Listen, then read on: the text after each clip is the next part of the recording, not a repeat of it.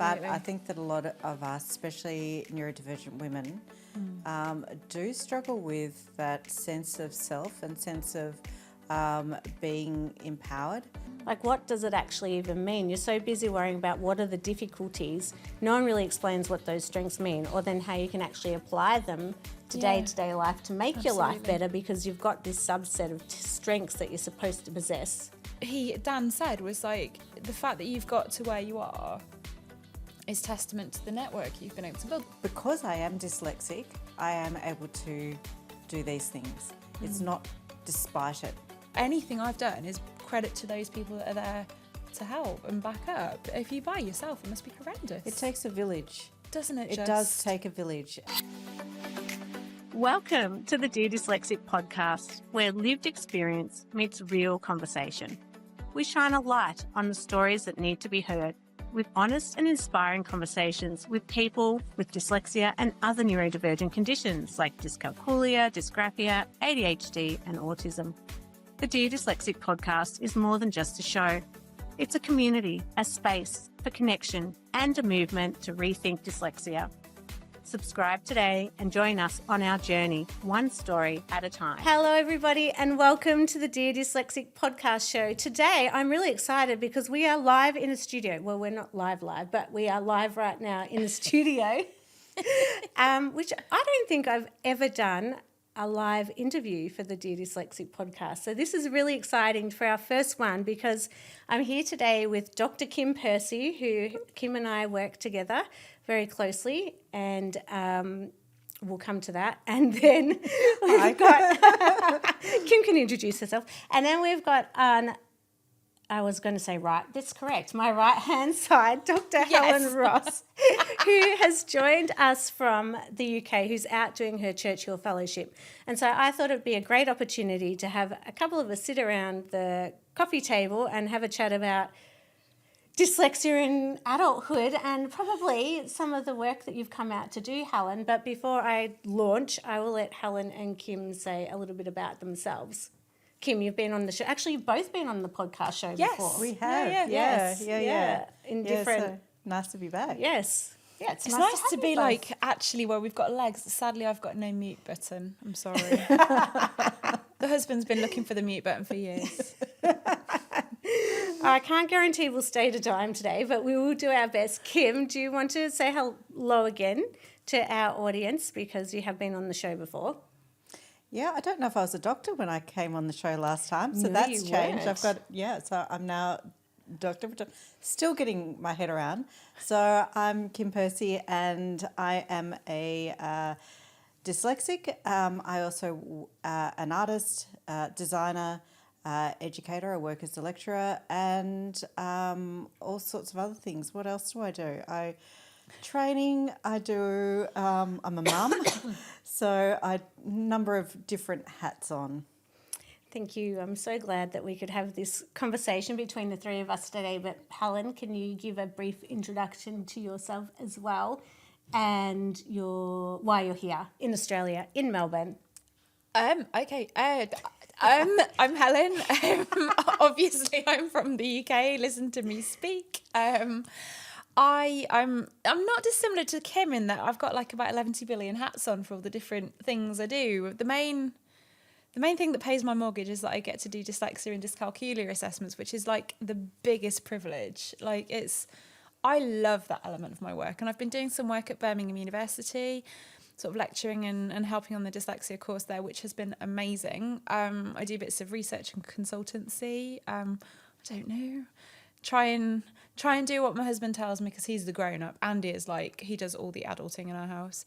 And the little dude is, again, he's probably more grown-up than I am at some point. So, yeah, that's me. And then I'm here doing a Churchill Fellowship because I'm a lucky sausage. And I'm looking at the kind of how transitions between school and uni or school and the workplace are managed. Because in the UK, girls tend to just unravel and spontaneously implode, whereas lads kind of go, wah! And I realise broad strokes, but it's much more external and kind of visible somehow with lads when they have a moment, whereas girls just really can self-destruct. And so there's some really good practice that happens in in Australia, like in Victoria and in Tasmania. So I'm going to Tasmania every time I say that. The going to Tasmania, that song comes in my head, which is really sad. I'm sorry, Australia. What song is I that? don't know the From song. the TV show, the little character.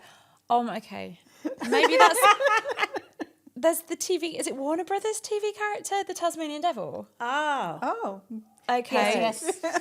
Okay, so that was like Tumbleweed. In my head, there's a little song anyway. Every time I say I'm going to Tasmania, I'm like little dance in my head. Right, we'll have to look that up now, Kim. Oh. And before we talk about Tasmania, Helen went to visit Ramsay Street neighbours during the week. really? Yeah. I'm an 80s and 90s creature. On what planet would I not go to, like, Ramsay Street? Of course I went to Ramsay Street. It was disappointingly small. It's like when you go to Brookside Close, which is in Liverpool, where they used to film Brookie. And it's nice houses, but I'm like, that was it. I saw Helen post it and I called her straight away and said, my grandparents live across the road. I could have taken you there anytime. We grew up with them filming across the road all the time. We'd go and stalk all the actors. They had a park and they'd go and sit in their caravan. So I think we met Natalie Imbruglia and all these different people when we were little, sitting outside the caravan waiting for photos. Oh, see, the best we got, like in Warwick and Leamington, they filmed, was it Dangerfield, about a doctor, I think. They filmed Hyacinth Bouquet not far from my house, and my teacher's house was one of the houses. That's the dizzy heights of Leamington Spa when he grew up there. Yay! And then you went around the twist. So we'll give everyone a tour of Helen's my different little, like, locations she What's went around to. the twist? Do you remember the TV Oh my show g- Around the Twist? But They lived apparently in the it was- lighthouse. Apparently No. it was bigger in England though. The gentleman, the guy, was a book. Yeah, because Gav at Gordon, he's English. He's the principal of the Gordon in Geelong, and he was like, "Did you know the Round the Twist lighthouse is here?" And I was like, "What?" Like genuinely 80s 90s kid moment. He was like, "Go." He told me where to go, and he said, "But it's lost on Australians. It's a lot stronger with British people because I put on Facebook, and all my friends from home were like, oh my god." So yeah. In my head, I'm quite happy. I've done a few like little bucket list things that everyone else is just like, yeah. Well, you will get to see kangaroos when you go up country on the weekend. Yep. Come up to my place. I'll show you the kangaroos. We have them in our garden, in our backyard. I may have been telling people about this, and I may have been slightly excited about it. Somebody apparently who I'm meeting in Tasmania, they live down the road from like a koala. I was going to say koala shop, but it's not. What are they? Like It's a a sanctuary. Koala shop. It's not a shop at all. There was a problem with somebody that took a koala. I remember that on the news. Yes, No, I will not be doing that. I will not be doing that. No. Or was that a wombat? Oh, it's something. well, Somebody just anyway. picked it up and had it right. Yes. I want the cleverest of things to do. So, because we've got no structure to our conversation today, maybe first, Helen, you could talk to us a little bit about, like, in the UK. So, were you referring to when girls transition out of school is when they seem to fall apart, or that are dyslexic? So we're all dyslexic. Did you say that bit? I don't know. Well, we are all dyslexic. We are. We are Like- all dyslexic. and ADHDers and all the rest of it. I think it's at every point of transition, like say when you go kind of key stage, so like year sort of 7 to 8 year olds, there's a big change. Every time there's a big change in how you work is where kids unravel, because the work changes, the expectations change, how you engage with teaching, learning, whatever stage of life you're at. But it really seems to be that between school and uni or school and work, it's where you leave the kind of really quite structured, to say mollycoddled sounds like I'm insulting people, but it's where it's much more structured and supported. Well, I mean, essentially, legally, you're a minor, or you're in a position of kind of, you're beholden to a system and you're part of it. So it's where it's really structured, really supportive, nominally really supportive. And then you go to uni where, yes, there is support. You have to know where to go, who to ask, how to ask. You generally have to, at the moment, have a formal assessment or formal diagnosis. Yes. There's a test case going through, and I'm not sure what stage it's at with Bristol Uni, because there was a very sad story where somebody had disclosed and died by suicide. It was very sad. So that sort of machinations are coming with that. I'm not quite sure where it's at. I'll ask the other half because he knows from his world. But so it's quite a barren landscape if you're not sure of where to go for support. And like with the workplace again, and it's like some of the things we were saying when we've been sort of looking through the videos we've been filming earlier. People don't know what they're entitled to. People don't know what there is. People don't know what they might need, because if you don't disclose at work, or if you don't know you've got something going on, particularly girls and ADHD girls and autism, they don't get picked up until they unravel. So you don't know what you might need because you don't necessarily know you need stuff. So it's what I'm hoping to do is look at the good practice here. And I've seen like bits of the Gordon just blew my mind in the most positive way. So it's just looking at kind of what they do here. I'm going to the States to do some of the bits and bobs as well, to see very different settings and what's done and what's good and how it works, and just to see what we can cherry pick and hopefully bring some stuff back to the UK. I've got like an idea of a little brain fart of what I want to make out of the project, but it needs to be something that is with elements that are free at point of use, and where it's not free at point of use, it's sustainable, because I have to pay my mortgage. Like that's pragmatically, but it's got to be sustainable and not bankrupt everybody. So there's a few ideas, but yeah, that's the plan, ideally. And it's interesting because I would have thought, because we see so much coming out of the UK, Yes. that they would be leading the way in this kind of space at the moment. Because I don't see a lot of work happening in Australia, and I hope you can correct us around that transition. I mean, we're trying to do work in that space with Rethink Dyslexia and supporting young people, but I haven't seen a lot of it. Kim, you've got 2 young adult children now. Have you seen, what support have you seen for young people as they're leaving school, going into higher education or into the workplace from a parent perspective? Yeah, very little. What I see, and I've got both my parent hat on, but also my university lecturer hat on, and I see people falling through the cracks readily. My own eldest, his first year at university, he ended up failing because he missed a payment on his student. It was one of those, student levy kind of. It wasn't a lot of money, because he didn't read the email correctly. He then missed the payment. Because he missed the payment, he got locked out of the university system. Because he was locked out of the university system, he ended up missing assignments. Because he missed assignments, he therefore failed the assignments. No one at any point came to him and said, hey, we can see that you haven't had something in. Is there something we can help you with? There was no correspondence, no duty of care, and he ended up failing. He also, because of his ADHD, ended up putting his head in the sand and finding it overwhelming. First year out of home, he didn't know the questions to ask. He didn't know where to get assessments. He didn't know where to get support, and therefore he just slipped through the cracks.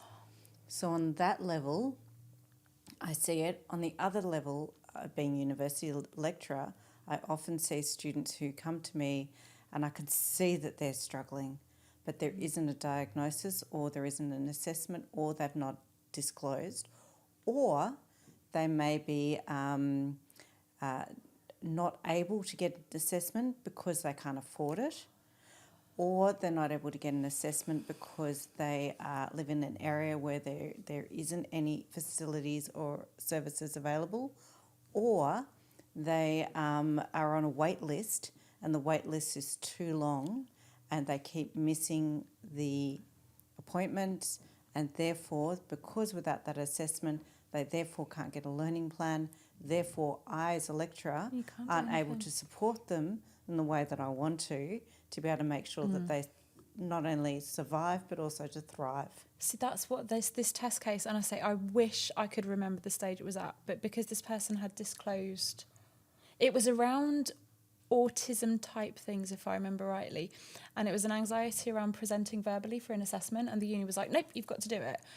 And at that point, and in a lot of places you have to have a formal diagnosis, but the waiting list for, I found the stats and I can't remember, it was between about 4 and 8 years for an adult getting assessed for autism or ADHD, Wow. varying across England. Wales and Scotland, I don't know. I didn't have the numbers at the point. But what you've done with uni, so what they're starting to think about, and the test case that's coming, is whether self-disclosure is enough, because it is for like access to work, which is sort of where employers get help from government funds to do stuff to meet people's needs. But it's so important because they're getting assessments is like finding hen's teeth. Yeah. And it's interesting because we were just talking about self-disclosure at work yesterday, weren't we, with the Disability Discrimination Act? Yes. And because we're creating resources at the moment, and one of our team members was looking, and she was saying, well, under the Discrimination Act, if you self-disclose, you're entitled to accommodation. So I wonder if that's true for study as well, or whether that was just for the workplace. No. So my understanding at the universities that I've worked in is that if you've got ADHD or autism, you can get a letter from a GP or a psychologist, and therefore you can get a learning plan through that process. If you're dyslexic, you need a formal diagnosis. Yeah, same. And therefore, a lot of dyslexics aren't getting caught in that system, and therefore they're the ones, especially because at university level there is a high expectation with written material, and what we find is they really struggle with that. And I find that teaching creative subjects like visual art, last year I had 100% self-identifying neurodiverse class. Wow. So everyone in the class put their hand up because I disclosed first. So I created a safe space for those people then to disclose. And I'm in a situation where I can see that they need help. I'm lucky, I was fortunate that I was able to rewrite or restructure things to be able to allow people to be able to verbally assess, or to have another type of assessment that doesn't rely on the written, or that maybe they did need to write, depending on what their neurodivergent. That was what was so interesting about going to the Gordon. I don't even know what day it is, earlier this week. And what they were saying was, with these TAFE courses, is that if a person who's doing a TAFE course needs to do a spoken exam, they just do it. Whereas I'm just like they had the kind of vocational courses in the UK, the BTECs, I think it was, they're all exam-based now. There's exams for people who are learning to be plumbers. Well, you turn the tap on and it leaks or not. It's fairly self-evident. And why do they need to be able to do quadratic equations? And it's just, there's so much formal exam-based assessment that is no flexibility within the English. And I mean the English, Scottish and Welsh, again, I don't know because they're so different. But it was fascinating and the fact that you're able to determine the kind of assessment strategies. At Birmingham, there isn't that in place to my knowledge yet. Yeah, I mean, I'm fortunate that I've been able to do that in some of the areas I've taught in. I have found in the TAFE system that it does tend to be a lot more black and white, and that competent and not competent. So it's really great to hear that Gordon TAFE is being more flexible with their assessments. That's great news. Because you also have to sit a language literacy and numeracy test just to get into TAFE and university now, which then makes it hard, because if you've got low literacy skills, then sometimes you might be blocked from going into a course because of that at the moment. There are different ways around that. What they are, I was told them. I don't know, because the acronyms that I was hearing, I don't know, but there are different pathways with slightly different, because they do literacy and numeracy, but they don't do literature.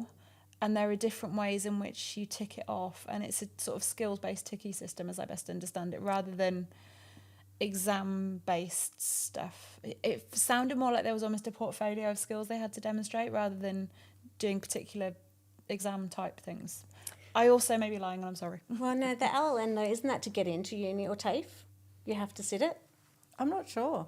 Because I know that we, even to do my white card, I had to do a literacy, numeracy and language assessment, and I was going, this is so dumb, why do I have to do this is so easy. And then it came back and said, you need support if you're going to do any further study. Yeah, okay. I had to do that for teacher training. I had to do a numeracy, literacy and IT test, and I've got a degree in engineering, and I had to do times tables, quick fire.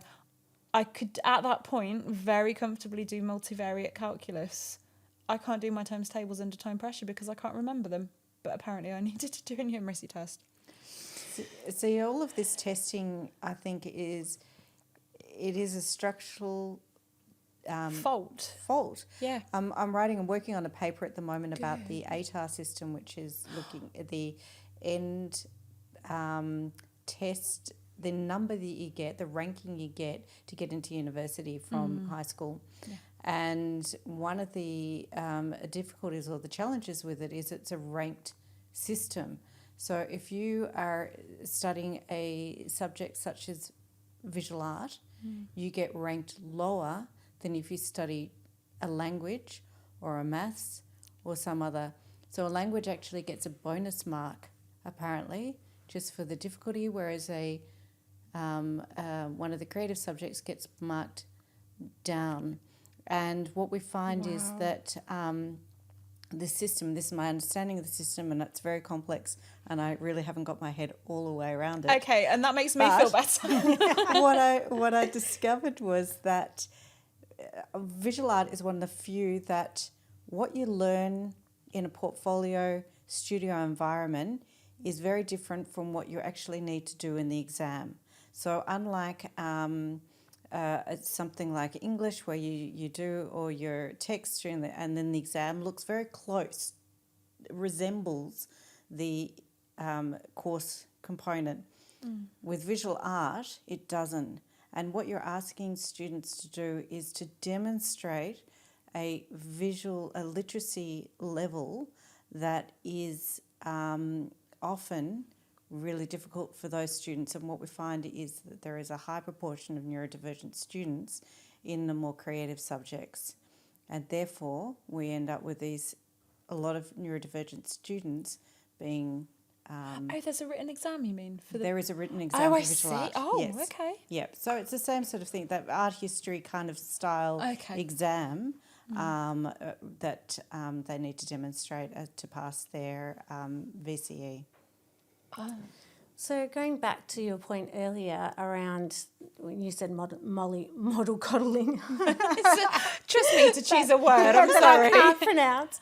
But through my research, it showed like the importance of parent support in that network. Oh, yeah. And so do you think as we transition out, we don't have our parents like being able to help us with getting locked out of systems and then not that that once that support network drops off is when we start to see the dyslexia or neurodivergence really start to rear its ugly head.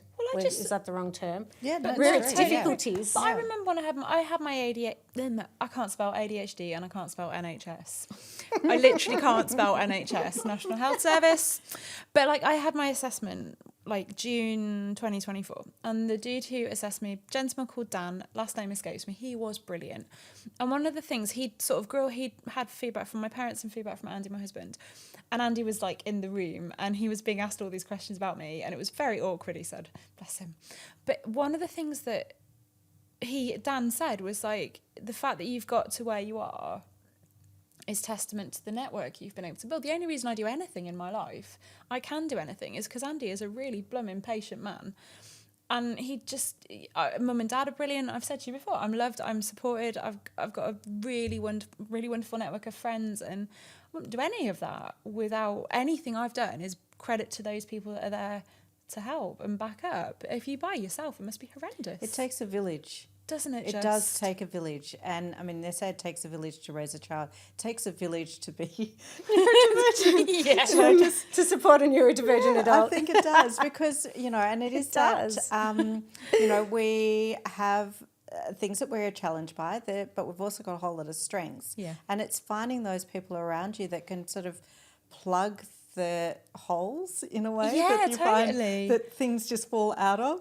I've also got some really great supports around me and is able to get to where I am. And it's people that just let you get on with it, but are there to pick you up off the floor if you need it. And that's, Andy, bless him, he does ride that brave line between brave, stupid and insanely patient every day of his life, bless him.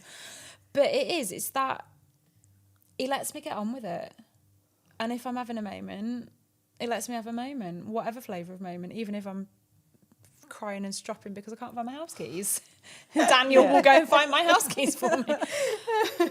And it's funny because we were talking before about, I've always said to my Daniel, my partner, do you need me to set up a support group for you of partners that have a non-neurodivergent partner? And he's always said, no, why would I want to sit in a group and complain about you?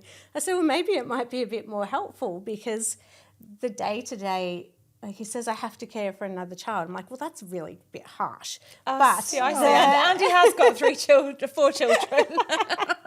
But he does have to do the day-to-day, like just find, I think it's the item finding that I can't find things. And Ava was so cute yesterday because she's like, Mummy, we have to take the car keys because we've got the other car. And you know what? I've got them for you so you know where they are. Oh, bless. And I was like, oh, that's great. And afterwards I was reflecting, going, oh my gosh, what am I doing to this poor child? She's making sure I've got things. That's exactly what Daniel does, though. Daniel does the same. Like, if I've got to go to the shop, he will remember what I've got to buy.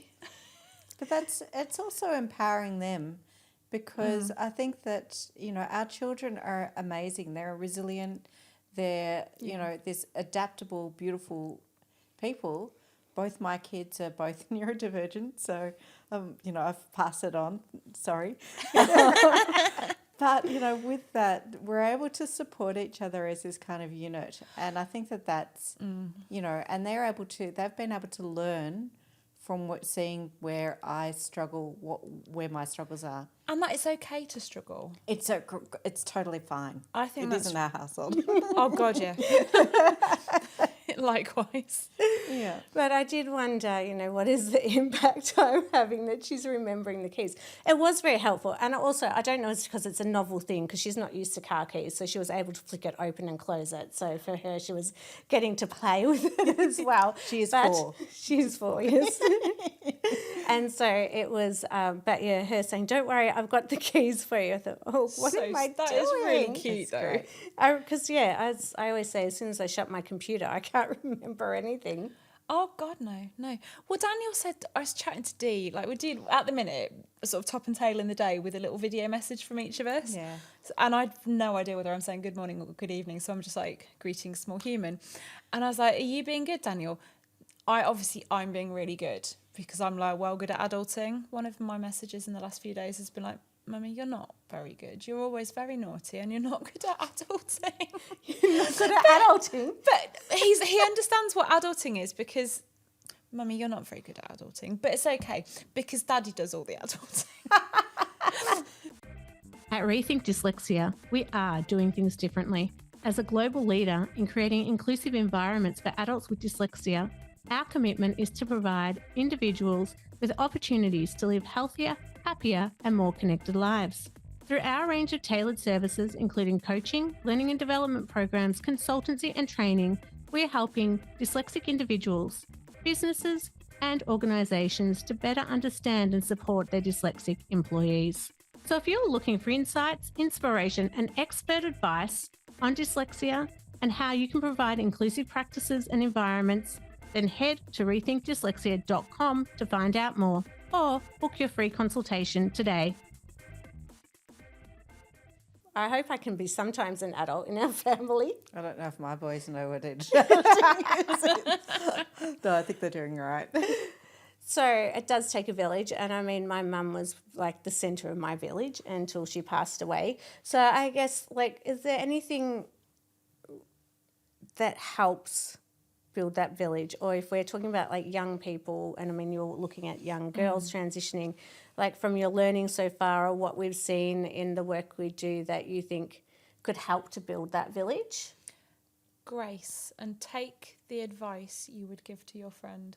If your friend describes your situation, whatever it's in, if it's something wobbly, take the advice you would give to your friend, and it's easier said than done.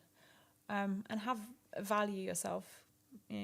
We are of value, and women struggle with that anyway. When you look at kind of patterns of behaviours that are toxic and some difficult situations, women really do struggle. So it's trying to have that head knowledge, even if it's not heart knowledge in the moment. Have your head knowledge, but you are of value and you've got a skill set and you're brilliant, and cling on to that in the moments where you don't feel it here, I would say. It's interesting you say that, because here I am sitting with 2 PhD women. Well, I know the three of us. The three of us. And I mean, that's how I think we all met, was through research. It would have been, We were trying to work out how we met. And then I not was trying to clear. work out how we'd met. But we're all part of the same research group. And that, like, the fact that we've all done that in itself is, I think, a pretty amazing achievement. One of the things I said to, because I'm doing this work with the High Court, one of the things I said to one of the lawyer team, he's absolutely lovely. And I said, and it really chimed with what you said earlier, is having a PhD means I'm a lot freer to say I don't know.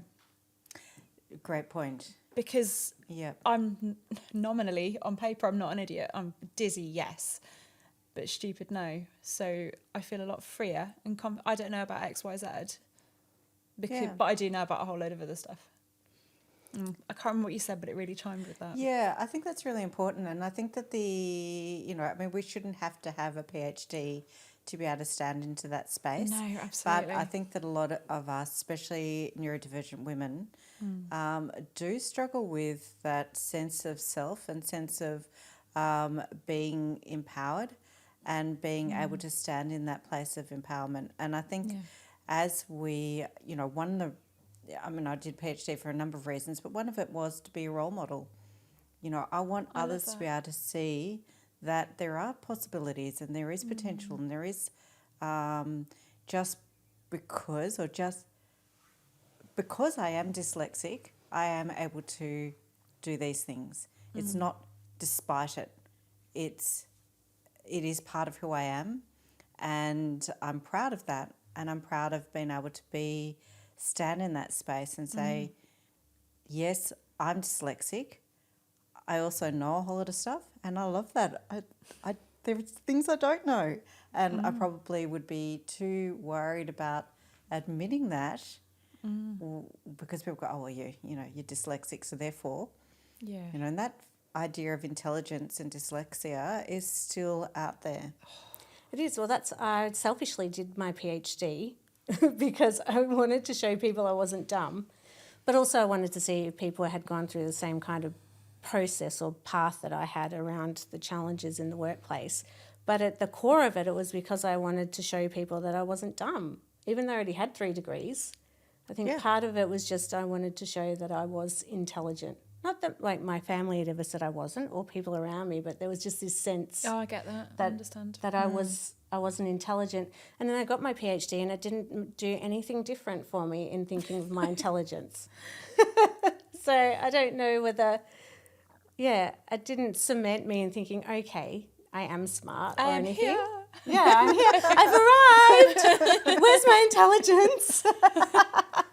But it didn't. With you, It didn't make me feel like any different. It's like, do you have to keep getting more and more degrees, but you still don't feel any smarter? I don't know. I think we also need to think about what is intelligence. Oh, and, God, yes. That's a really interesting point because as dyslexics, I don't know about you guys, but when you do the dyslexia tests, that IQ test, I'm average. I'm smack bang in the middle of average. I think I was on the lower end of average. And we all know that that's not the case. So that measure of intelligence, what is that measure of intelligence, and is it antiquated? Yes. I would say that it probably is. Oh, we did a whole wodge of it when I did my dyslexia assessor training, and because they're all sort of quite waspy, like white Anglo-Saxon Protestant middle class, bog standard, little Johnny has a fairly regular journey. They're a very traditional way of thinking. They tie in a lot. I don't know if you do like an 11+ grammar school entrance exam here. Some of the private schools, some of the local authorities have like grammar schools. And the kind of academic achievement type exams that they have are that verbal reasoning, non-verbal reasoning. So it is a type of reasoning skill. It's not to denigrate the reasoning skill, but it's not intelligence. It's reasoning skills of a very particular, quite narrow set. And what does it even mean? We've been talking about this at work when you get these tests and they list those areas of strength. Like, what does it actually even mean? You're so busy worrying about what are the difficulties. No one really explains what those strengths mean, or then how you can actually apply them to day-to-day life to make your life better, because you've got this subset of strengths that you're supposed to possess. That's one of the nice things that we've had. There's been a change in our professional framework as dyslexia assessors in the UK, and there's a section on 2 or 3 of the kind of subsections of the wider report. There's a strengths element, and one of the criteria is weaving the strengths all the way through, so that you're not just going, well, they're not very good at this and they're not very good at that, and you're picking out, I always find that one of the tests I do, like the manual imitation, which is kind of a bit like slightly boring rock, paper, scissors skills, different sequences, but kids do so well on that, whereas things that you might say verbally to them, sequences of numbers and letters, go in one ear and out the other. But if you've got this kid whose hands-on skills are brilliant, good Lord, use it and tell them about it. And that's one of the really I think it's one of the really good things about this, the new format from our professional body. And it's got, everyone's got opinions about it, but I like that because it's not just looking at the deficits. Everyone, we have to stop because Kim's got to be somewhere and we've gone way over time already. I was like, I don't think we're going to be able to do this in half an hour, our conversation, because we would cover so much and we've got so many other things I think we'd probably want to talk about in this space. But I guess, is there a last thing, Helen, before I throw to Kim, that you'd want to say about your trip out to Australia? Because, we've been talking about your Churchill Fellowship, apart from the fact about how amazing it is to see us after so many years on a computer screen. I'm sorry that I haven't got a mute button. No, in all seriousness, I think people have been so forthcoming, and I think people have been so gracious and so kind and forthcoming, and I think it's kind of a thank you to everybody who's been doing that. And just, my brain's full and I'm knackered, but in a good way, because everyone's told me loads of stuff. So I'll have lots to think about over the next year or so. So, yeah. Well, we look forward to showcasing your project as you travel around the world and all the things that you find that we can all share and learn from, because I don't think we can't progress without learning from each other. Absolutely. And it's been a joy to have you on the show again, Kim. And I think we could have talked for at least another half an hour. I think we just started to scratch the surface around intelligence and PhDs and what you're finding in your work at uni, but also as a parent with young adult children as well. So I think there's lots we covered, and we could have probably talked for a lot longer. But as a recent PhD doctor graduate, is there anything you would like to say, Kim, around being? That is a very open-ended. It is You've achieved so much, and it's so exciting to see you finish, because I've been there for part of your journey, as you were for me. You're great support, and thank you. You're a great support for me too. And it comes back to that tribe, doesn't it? I mean, that's how the PhD group started, and being able to meet people globally was because we needed a tribe of other dyslexics going through kind of the same journey. And so it's amazing that you've now finished and you're now lecturing in this space as well, which is congratulations on that. But is there anything you'd like to add as a parent or a lecturer or a doctor? I think that I'm just really excited about the possibilities. I want to do a lot more research. I feel like I've just started and I'm at the beginning of my research journey, and I'm really excited to be able to find places to be able to continue. I want to know more. I've got lots more questions to be answered, and I want to work in this space and to help others really be empowered and to grow and thrive and succeed. So that's my kind of little journey, and I'm really very, very privileged to have met both of you. It's such a wonderful thing. And maybe we can do a part 2. Oh, let's do it. I can stay up. Online or in person? Well, it might have to be. It might have to be online. Unless we can go to UK. Just come to our house. We haven't got quite the studio set up. But... Well, thank you both for joining me for my first ever studio podcast, and hopefully it's one of many more to come. Now we've got this amazing space to interview people in, and thank you again, Helen, for coming on the show, and Kim for joining us as well. And safe travels around Tasmania. You will love it. It's a beautiful part of our country, and we look forward to seeing you again. Yeah. Thanks everyone for listening. I hope you enjoyed this random conversation of lots of different things, but we had no agenda. We just wanted to have a good yarn and a good laugh, and I think we did that today. So thanks for listening. Bye for now. If you haven't done so already, make sure you sign up to our mailing list so you can keep up to date with everything we are doing at Rethink Dyslexia. So head to rethinkdyslexia.com.au. And don't forget, if there's anything you heard today that was distressing, you can contact Lifeline on 13 11 14 or Beyond Blue on 1300 22 46 36. Thanks for listening and bye for now.